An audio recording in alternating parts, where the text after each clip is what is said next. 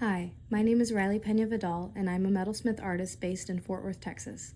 I'm currently completing my Bachelor of Fine Arts in Studio Art at the University of North Texas, with a concentration in metalsmithing and jewelry.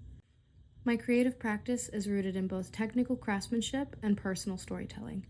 I work primarily in metal, mainly copper and silver, and I'm especially drawn to powder coating, repousse, and chasing. Over the past few years, my work has evolved from functional pieces into more expressive and emotionally charged objects. I often explore themes of grief, transformation, identity, and physical vulnerability, using the body as a site for both adornment and storytelling. I'm especially inspired by artists who blur the line between fine jewelry and sculpture.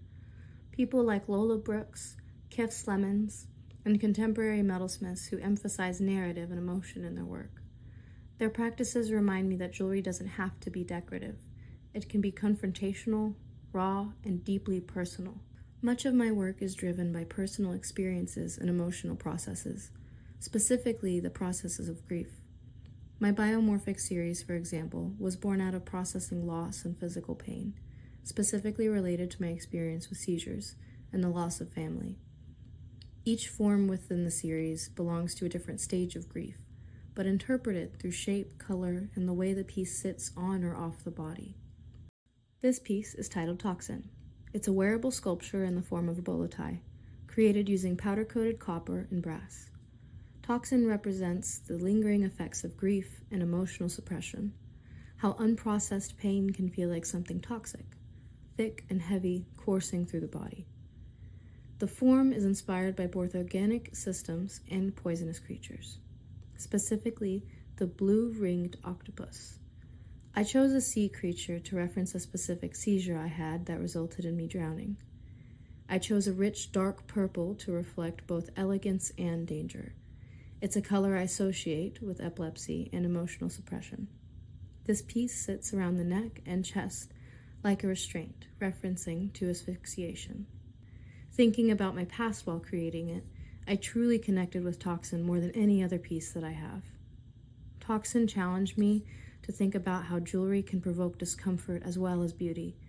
It's part of a larger conversation I'm having in my work about emotional trauma physically manifests, and how we carry that visually even if we don't speak it out loud.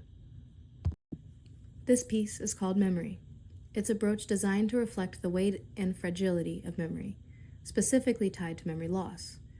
I made memory while reflecting on my own experiences with seizures, more so the mental fog, lost time, and emotional residue that followed from my old seizure medication. The form is fluid but unbalanced, like a thought that's starting to fade or a nerve signal that just doesn't quite land. Green in this context represents distortion and slow healing rather than freshness or growth.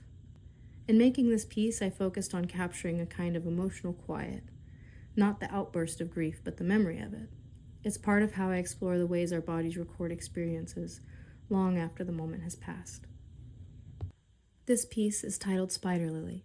It's a brooch made of recycled gun steel from a decommissioned gun and enamel. It is inspired by the Japanese red spider lily, a flower that symbolizes death, loss, and spiritual transition. I was drawn to the spider lily not for just its intense color, but also for its cultural association with final goodbyes and the afterlife.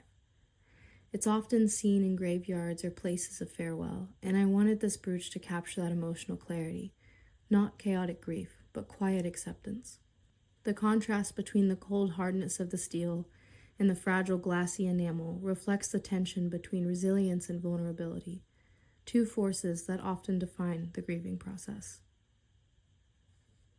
What drives my work is a need to make emotional experiences tangible, to create objects that speak to the inner body as much as they do to the outer one. As a whole, my work explores how the body can carry emotional and psychological weight through form, color, and the act of wearing. Whether it's a stage of grief, memory, or transformation, I use metal to externalize things we often keep hidden. Moving forward, I plan to continue expanding my home studio practice, focusing on wearable sculpture and commission work.